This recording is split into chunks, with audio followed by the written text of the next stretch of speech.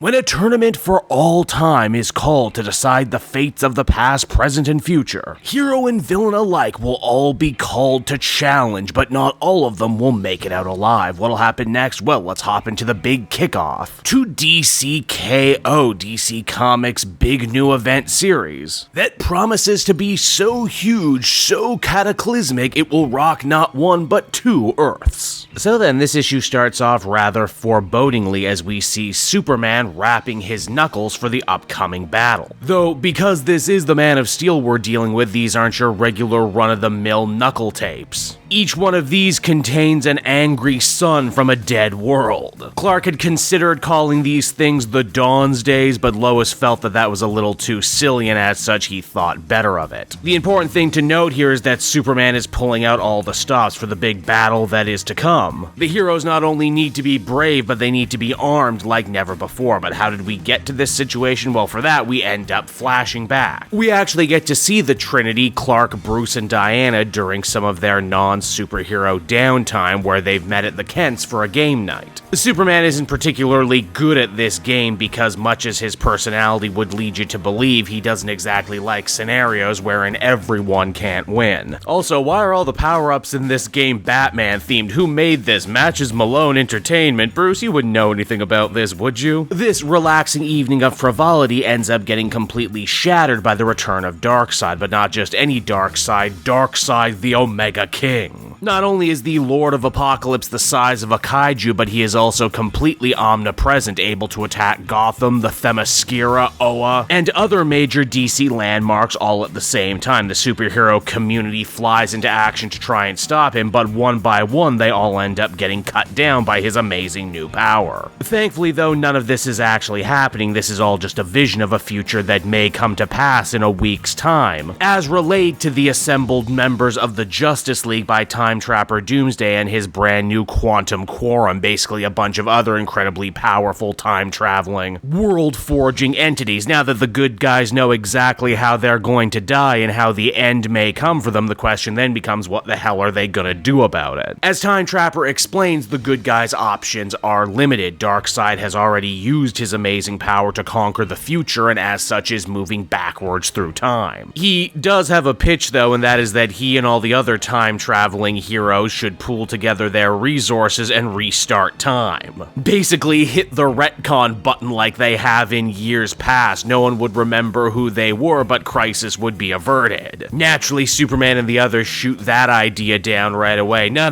we're not doing another New 52. The only other option left on the table at that point is something a lot more complex and a lot more dangerous. As Time Trapper Doomsday goes on to explain, there are two primal forces that guide the universe: Alpha energy and Omega energy, the beginning and the end. You see, whether you knew it or not, Earth is actually the prime exporter of Alpha energy, life, love, creation, while Planet Apokolips was the main exporter of Omega energy. Long ago, Darkseid was chosen as the Omega energy's champion, and as such, he has dedicated himself to spreading death, destruction, and entropy wherever he can. Normally, these energies balance each other's out, but Darkseid decided to cheat the system. He went to another universe and created a brand new Earth built around an Apokolips heart. Of course, they're talking about the brand new Absolute DC universe, where evil is law and all Omega energies end up siphoning back to Darkseid. This is why he's grown so powerful. He's basically weaponized an entire universe, and now he's returning to the main Earth to seek his vengeance. Hell, in a bit of cosmic irony, he's even planted an Omega heart on planet Earth itself, which explains all those fire pits and explosions from the main JLU book. Basically, Darkseid plans to turn Earth into a brand new Apokolips. And if he does, it's curtains for everybody everywhere at every point in history. That is, of course, unless maybe, just maybe, the heroes can get this Apokolips heart to choose someone else to be their champion, fight fire with fire, and all that good stuff. This is where Booster Gold actually comes in. He had briefly visited the Absolute universe and got himself doused house with Omega energy if he can blast the heart and restart it. Then they could force the heart to pick someone new. The only problem is that it would still try and pick someone that embodied the Omega energy ethos. Even if to do so it had to force all the other heroes to fight each other to the death to crown its new Omega King. It's a horrifying concept, one that Superman fully outright rejects at first, but eventually they do end up talking him into it by saying that this is the only plan they have, and that if they're all smart and watch each other's back, then there's no reason why this shouldn't go like the board game from before, with no one really having to lose. And indeed, the Justice Leaguers do go out of their way to try and cover their bases. First things first, Mr. Terrific sends his T-Spheres to lock down all of the world's supervillains, God forbid they get involved, and try to claim the Omega energies for themselves. They also use Brainiac tech and unite all of the world's mega corporations to try and create arcs in order to protect the people of Earth should the worst happen. After that, the heroes spend the remaining days with their families, putting their affairs in order before eventually arming up for the big challenge. Seeing as this is going to be an all-or-nothing fight, the heroes are required to leave absolutely nothing on the table. Batman brings his Justice Buster armor, Wonder Woman dusts off the old God Killer, even Cyborg decides to upgrade his father box tech to the next level.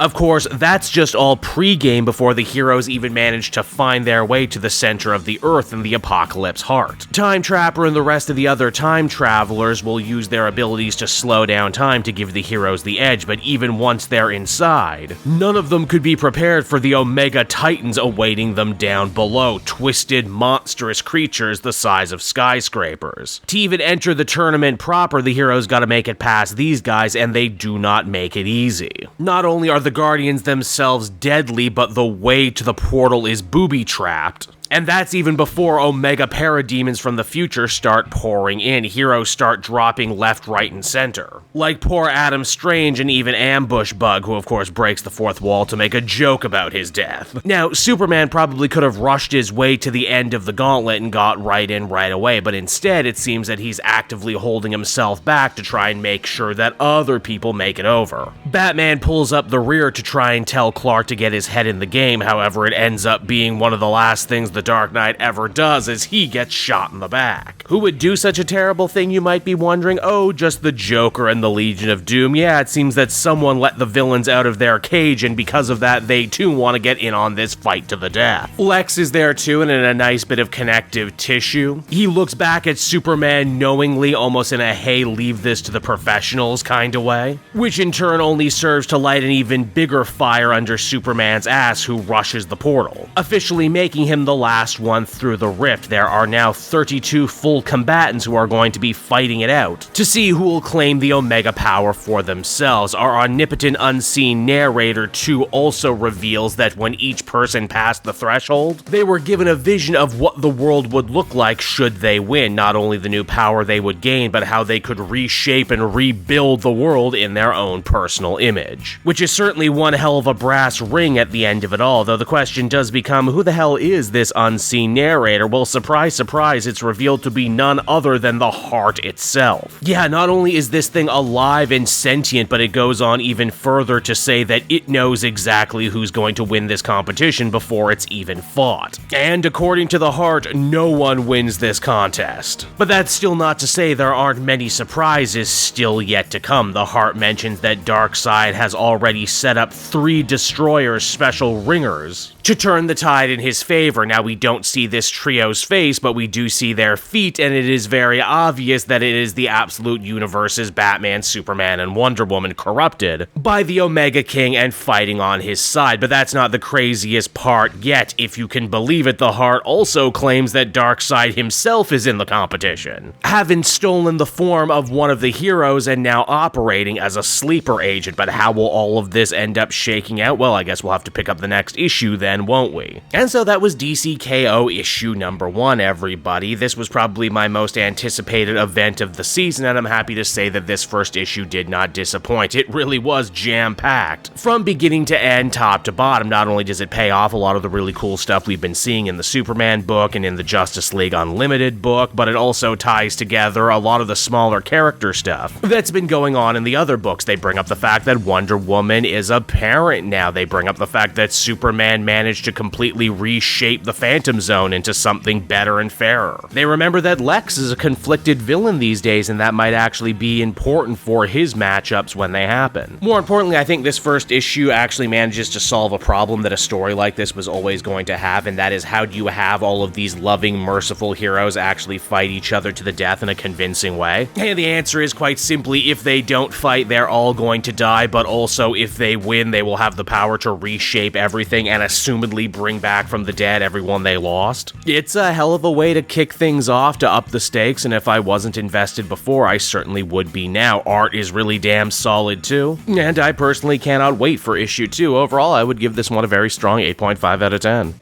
Hey there everyone, it's your pal Cape Joel again, and if you're seeing my face right now, that means you watched to the end of the video, and I'll always be grateful for that. Retention helps in this crazy YouTube game, and so does becoming a patron. If you head on down to the description, you can find a link to my Patreon page. Recently just redid all the tiers, a lot of cool stuff offering up there, exclusive commentaries, exclusive polls, behind the scenes concept art for Capes and Quest. That's the brand new D&D show I've started soon. Never been a better time to become a patron. You can become a patron for as little as $1 a month and help the channel grow, and help me continue to deliver content like what you just saw. So I want to thank you all, and I will see you again next time. Bye bye.